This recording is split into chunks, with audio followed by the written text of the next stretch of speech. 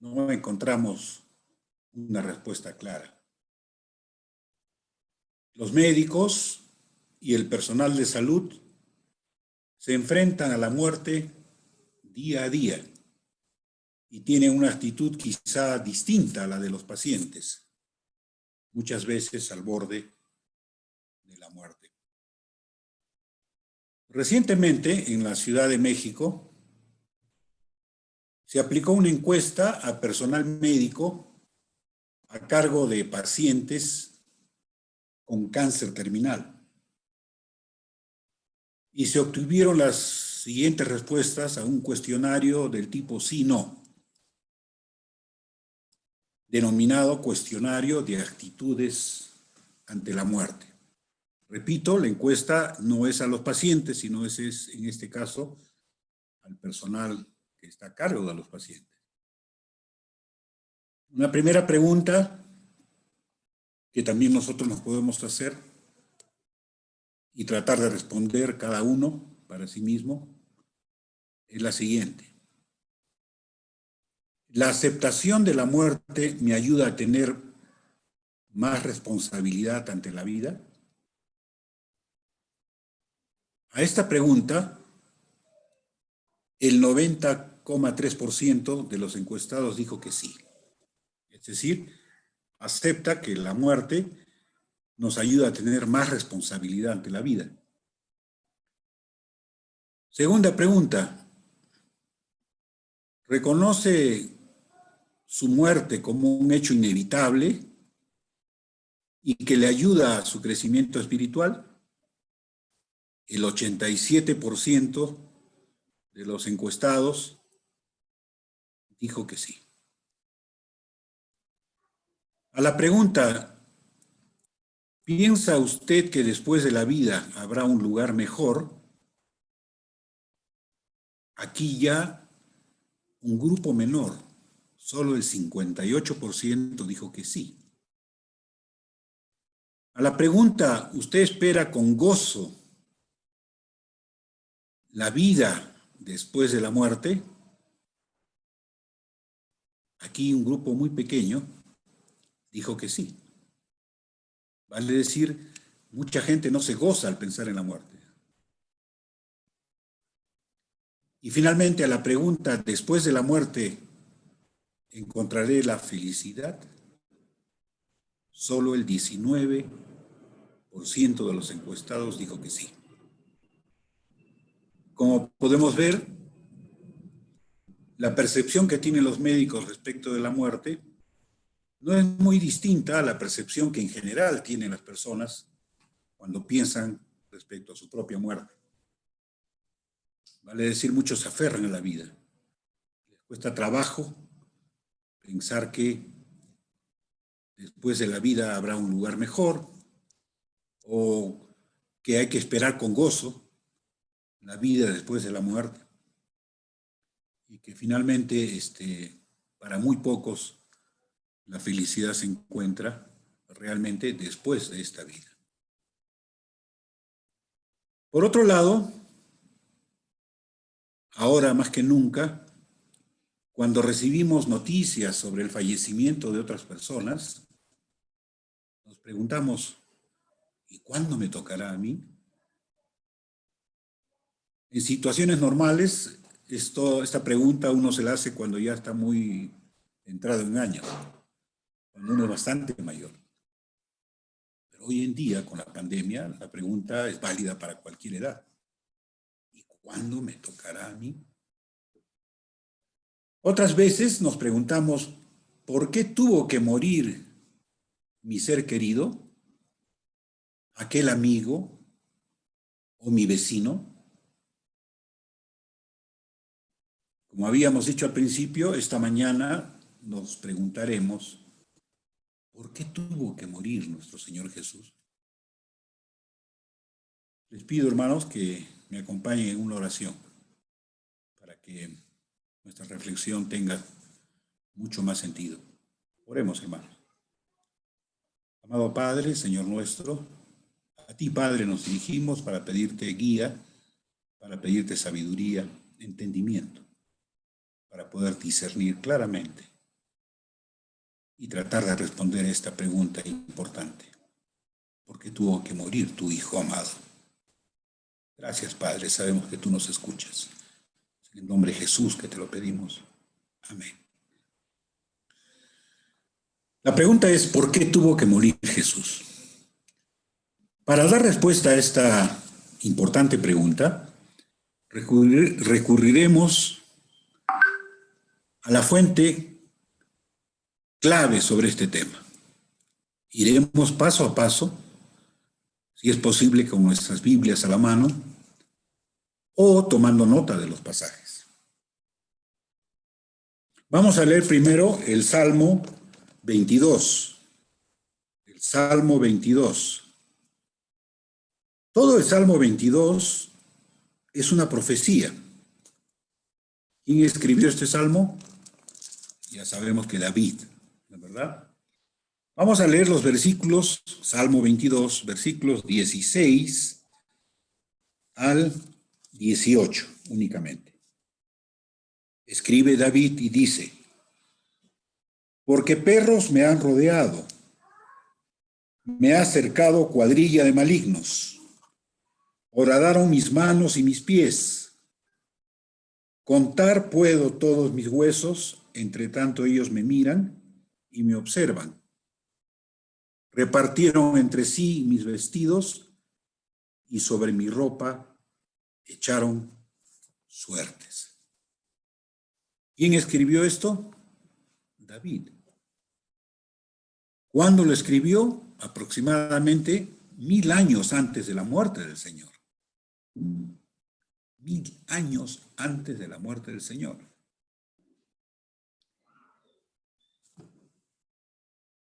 La descripción de David, la narrativa de David, pareciera ser una descripción fidedigna de lo que está ocurriendo en el momento de la muerte del Señor.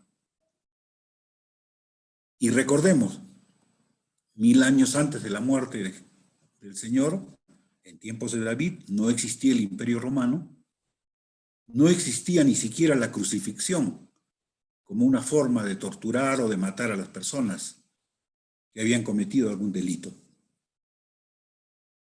Entonces, en el pasaje claramente dice, horadaron mis manos y mis pies, refiriéndose a las heridas en las manos y pies. Dice en el pasaje, puedo contar todos mis huesos, refiriéndose al dolor que el Señor sintió en cada uno de sus huesos. Y cuando dice, repartieron entre tanto ellos me miran y me observan. En el versículo 17 se refiere a la postura que tiene la persona cuando está en la cruz. Es decir, muy visible ante los ojos de los demás. Sin duda, David está describiendo en estos 3 pasajes la forma como el Señor fue crucificado. 1000 años después de David se cumplió esta profecía. Vamos ahora al Nuevo Testamento, al libro de Mateo. Mateo capítulo 27, versículo 35. Mateo 27, 35. Dice el autor del Evangelio de Mateo, dice, cuando le hubieron crucificado, repartieron entre sí sus vestidos, echando suertes para que se cumpliese lo dicho por el profeta. Partieron entre sí mis vestidos y sobre mi ropa echaron suertes. O sea que el Evangelio de Mateo no solamente describe lo que ocurrió, sino además lo relaciona con el pasaje que hemos leído anteriormente.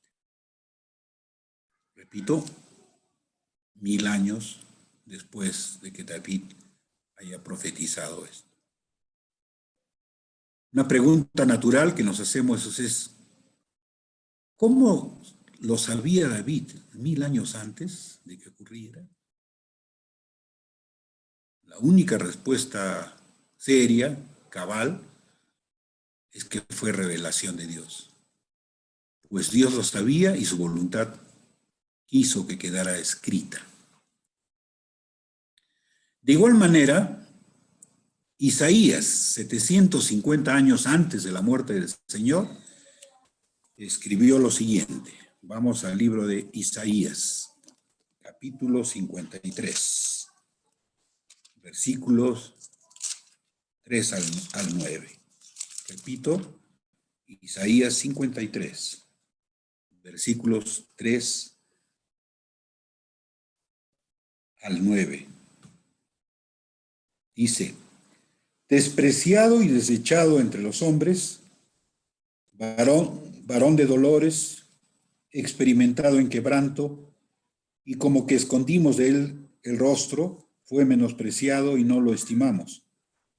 Ciertamente llevó él nuestras enfermedades y sufrió nuestros dolores, y nosotros le tuvimos por azotado, por herido de Dios y abatido. Mas él, herido fue por nuestras rebeliones, molido por nuestros pecados. El castigo de nuestra paz fue sobre él, y por su llaga fuimos nosotros curados. Todos nosotros nos descarriamos como ovejas. Cada cual se apartó por su camino, mas Jehová cargó en él el pecado de todos nosotros. Angustiado él y afligido, no abrió su boca. Como cordero fue llevado al matadero, y como oveja delante de sus trasquiladores, enmudeció y no abrió su boca. Por cárcel y por juicio fue quitado, y su generación, ¿quién la contará? Porque fue cortado de la tierra de los vivientes, y por la rebelión de mi pueblo fue herido. Y se dispuso con los impíos su sepultura, refiriéndose a los ladrones. Mas con los ricos fue en su muerte, refiriéndose al aposento donde él iba a ser sepultado, que era de un hombre rico. Y aunque nunca hizo maldad, ni hubo engaño en su boca. Hermanos, es increíble el detalle que da Isaías sobre la muerte del Señor. Nuevamente la pregunta es, ¿cómo lo supo Isaías? Sin duda, también se lo reveló Dios, como en el caso de David. Pero, además de estos dos personajes, ¿quién más lo sabía? Vamos nuevamente al Evangelio de Mateo, capítulo 26. Capítulo 26, versículos 1 y 2. Dice así, Mateo capítulo 26, 1 y 2. Cuando hubo acabado Jesús todas estas palabras, dijo a sus discípulos: ¿sabéis que dentro de 2 días se celebra la Pascua y el Hijo del Hombre será entregado para ser crucificado? 2 días antes de la Pascua, el Señor ya sabía que iba a ser sacrificado. Sin lugar a dudas, el Señor Jesús sabía lo que iba a ocurrir, sabía a qué había venido a este mundo. Sabía que en 2 días, en la Pascua judía, él iba a ser sacrificado.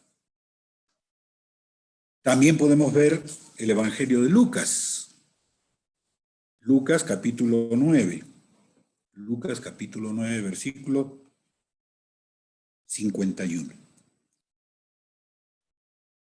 Dice: cuando se cumplió el tiempo en el que él había de ser recibido arriba, afirmó su rostro para ir a Jerusalén. El autor de este evangelio, Lucas, inspirado por Dios, ya sabía y había es conocido de que el Señor también iba a ser elevado arriba, vale decir, iba a volver a los cielos, y relata algo interesante, dice, cuando se cumplió el tiempo en el que él había de ser recibido arriba, afirmó su rostro para ir a Jerusalén. Afirmó su rostro, quiere decir, estaba dispuesto, estaba decidido a cumplir la voluntad de Dios, ¿no? Él no entró con miedo, con temor a la muerte. Es cierto que entró en oración para pedir fortaleza a su Padre para enfrentar esos momentos, pero en ningún momento él rehuyó. Es más, la Escritura nos revela de que el Señor se entregó él mismo, fue por su voluntad. Vamos ahora al libro de Hebreos para acercarnos un poco más a la respuesta de por qué murió el Señor. Hebreos capítulo 10. Libro de Hebreos capítulo 10, versículo 7. Hebreos 10, 7. Y vamos a irnos hasta el versículo 10. Dice, esta es una parte donde el autor del libro de Hebreos le deja la palabra al Señor Jesús para que el Señor Jesús diga. Dice, entonces dije, he aquí que vengo, oh Dios, para hacer tu voluntad. Como en el rollo del libro está escrito de mí. Diciendo primero, sacrificio y ofrenda y holocaustos y expiaciones por el pecado no quisiste, ni te agradaron, las cuales cosas se ofrecen según la ley. Y diciendo luego, he aquí que vengo, oh Dios, para hacer tu voluntad. Quita lo primero para establecer esto último. Versículo 10. En esa voluntad somos santificados mediante la ofrenda del cuerpo de Jesucristo, hecha una vez para siempre. Vamos a detenernos, queridos hermanos, hermanas, en estos pasajes para dar respuesta a nuestra pregunta de esta mañana.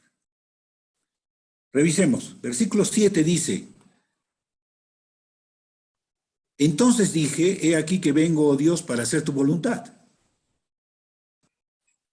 ¿Qué significa esto? Que la voluntad de Dios era la que movía a Jesús a ir al sacrificio. Vale decir, Dios ya había establecido hace mucho tiempo atrás de que así estaba planeado. No era un acto de voluntad de los judíos, no era un acto de voluntad de los romanos, no era un acto fruto de la casualidad o la espontaneidad, no, era un acto totalmente planificado. Y para ello dice, como en el rollo del libro está escrito de mí, vale decir, si estaba profetizado, esa es una muestra de que ya hace muchos años estaba planificado. En el versículo 8 dice, sacrificio y ofrenda y holocaustos y expiaciones por el pecado no quisiste ni te agradaron. Ya sabemos, hermanos, de que la ley, porque la ley era la que establecía esos sacrificios de animales, era solo la sombra de lo que había de venir. Podemos ir rápidamente al mismo libro, capítulo 10, versículo 1, un poco más arriba nada más. Dice, Hebreos 10, 1, porque la ley, teniendo la sombra de los bienes venideros, no la imagen misma de las cosas, nunca puede, por los mismos sacrificios que se ofrecen continuamente cada año, hacer perfectos a los que se acercan. O sea que el autor de Hebreos, por revelación de Dios, está aclarando el panorama. La ley, incluida esos sacrificios de animales, pues era únicamente, dice, una sombra de los bienes venideros, de lo que había de venir. Lo que había de venir era precisamente algo muy distinto, pero perfecto. sacrificio del Señor. En el versículo 9 hay una cosa que nos tiene que llamar a meditación. Dice, he aquí que vengo, oh Dios, dice el Señor Jesús, para hacer tu voluntad. Quita lo primero para establecer esto último. ¿A qué se refiere con lo primero y lo último? ¿Qué era lo primero? Obviamente, lo primero era el ritual de sacrificios de animales de la Pascua judía, para recordar la salida de la esclavitud de Egipto. Ese era el propósito de esa Pascua. ¿Y qué era esto último? El sacrificio del propio Señor Jesús, que ahora nosotros conmemoramos y que hemos conmemorado hace unos momentos en la Cena del Señor, anunciando su muerte hasta que Él venga de nuevo. Lo dice el propio Señor en Lucas capítulo 22. Vamos a Lucas, Evangelio de Lucas, capítulo 22, versículo 19. Lucas 22, 19 y 20. Dice así. Y tomó el pan y dio gracias. Esto ocurre en la última cena del Señor. Y lo partió y les dijo, diciendo, esto es mi cuerpo que por vosotros es dado. Haced esto en memoria de mí. Versículo 20. De igual manera, después que hubo cenado, tomó la copa, diciendo, esta copa es el nuevo pacto en mi sangre, que por vosotros se derrama. El Señor Jesús, como sabemos, estableció el nuevo pacto en su sangre, por voluntad de su Padre. Y aquel día estableció lo que hoy conocemos como la Cena del Señor. Ya estamos muy cerca a responder la pregunta de esta mañana. ¿Por qué murió? ¿Por qué tuvo que morir nuestro Señor Jesús? Vamos ahora a leer Hebreos 10:10, el siguiente versículo que estábamos evaluando. Dice, vamos a leer una vez más, Hebreos capítulo 10, versículo 10.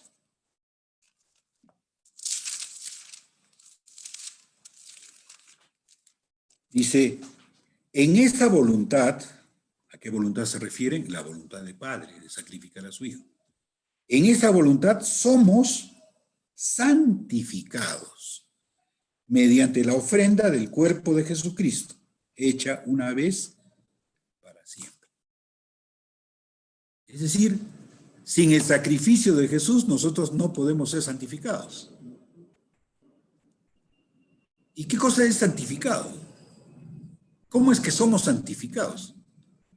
En el mismo libro de Hebreos está la respuesta. Fíjense, capítulo 1, Hebreos capítulo 1, versículos 1 al 3.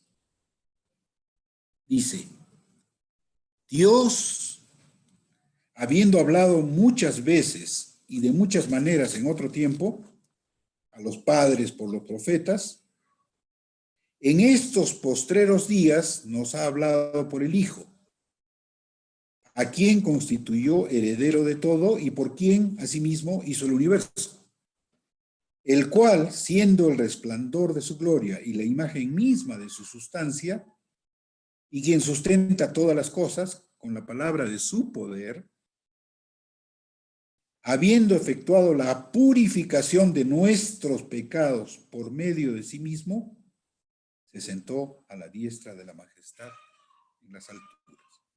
Aquí tenemos que subrayar, en estos postreros días nos ha hablado por el Hijo. ¿A qué postreros días se refiere? A aquellos en los cuales, los tiempos en los cuales escribió el libro de Hebreos. Los tiempos en los cuales, después ya de la muerte del Señor, los primeros cristianos trataban de explicarse y de entender el porqué de la muerte. Y aquí hay que subrayar también cuando dice el versículo 3, habiendo efectuado la purificación de nuestros pecados por medio de sí mismo. La purificación de nuestros pecados por medio de sí mismo. Entonces la santificación no es otra cosa que la purificación de nuestros pecados, la limpieza de nuestros pecados. Y luego nos anota de que después de la resurrección, cuando concluye su obra el Señor con el poder de Dios, dice, fue sentado a la diestra de la majestad en las alturas.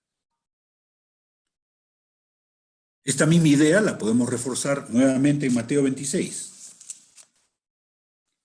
Y siempre tenemos que hablar con la Biblia, hermanos. Eso es lo que es el fundamento de nuestra fe, porque lo estamos leyendo con nuestros propios ojos. Mateo 26, versículos 27 y 28. Dice así, Mateo 26, 27 y 28, refiriéndose a la Santa Cena. Y tomando la copa y habiendo dado gracias, les dio diciendo, bebed de ella todos, porque esto es mi sangre del nuevo pacto, que por muchos es derramada para remisión de los pecados. La palabra que ahora se usa es remisión de los pecados. ¿Qué cosa es remisión? Pago por los pecados, pago del rescate por los pecados. Es decir, en el nuevo pacto, sin la muerte de Jesús no existe remisión de pecados. Sin muerte no hay paga por el pecado. Si no, veamos Romanos 6:23, pasaje también muy conocido, pero para nuestras visitas puede ser muy ilustrativo. Romanos capítulo 6, versículo 23. Romanos 6, 23, dice así, porque la paga del pecado es muerte, mas la dádiva de Dios es vida eterna en Cristo Jesús, Señor nuestro. Si se puede entender, Dios había establecido que la paga del pecado es muerte. ¿A qué muerte se refiere? A la muerte nuestra, al autor de los pecados, a los que hemos cometido pecado. Estamos destinados a morir. Y entonces, el Señor Jesús, en su muerte, dice, versículo 28 de Mateo 26, como hemos leído, porque esto es mi sangre del nuevo pacto, que por muchos, se refiere a nosotros, es derramada para remisión de los pecados. El Señor Jesús muere en lugar que nosotros, que estábamos muertos espiritualmente, ¿no?, continuáramos en ese camino de muerte.